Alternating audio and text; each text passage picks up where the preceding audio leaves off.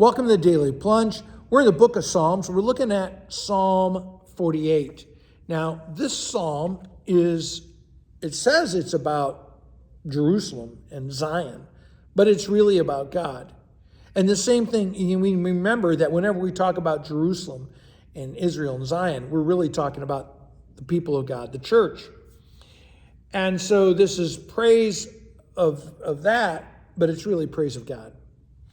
And so he says, first off, it starts, the Lord is great and he is worthy of praise. And we get to the end. This is God for all eternity. This is the God who will be our guide all the way to the end. So this psalm is about the Lord, but there's a sandwich here. And so he talks in verse 2 and 3.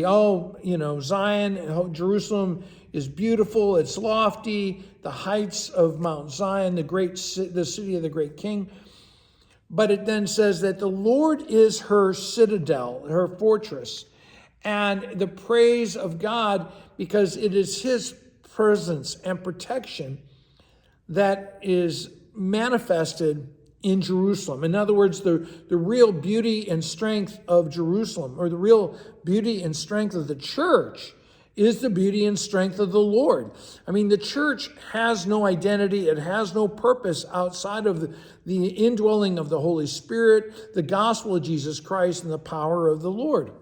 So he goes on to talk about how the Lord has shown himself to be her fortress. Well, because the Lord has recently delivered them. And this is either talking about the invasion of two kings against King Ahaz, or it's about when the Assyrians besieged Jerusalem during King Hezekiah.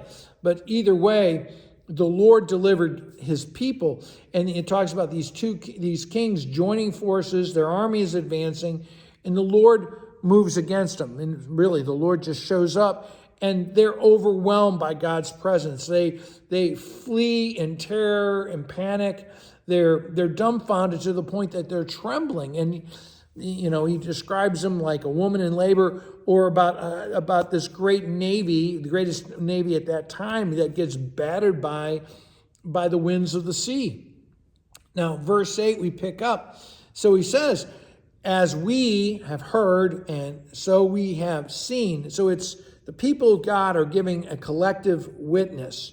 They're testifying that who God is, that he is faithful, and really meditating that God is exercising his covenant love. It's that love that he has for them that defended and delivered this city. And, just for us, faith is about knowing the Lord, trusting the Lord, and then because we know the Lord and trust him, that we act that way in our lives. Just as Christians, because we know the cross and the resurrection, we live out new lives of obedience. And so we get to verses 9 through 11, and he talks about how the praise of the Lord is going to go from Jerusalem to the villages and out to the ends of the earth. This praise that started in verse 8. And he talks in verse 12, consider the ramparts and her towers, 11 and 12. Well, towers would anchor a wall. And so what are the ramparts of our faith that anchor our faith? The scriptures, we're saved by Christ through faith by grace, those kind of things. And so the ramparts really are the work of God. And so that this means that the people of God, the church, is indestructible. And that we have been given a message to pass on to the next generation, as it says in verse 12.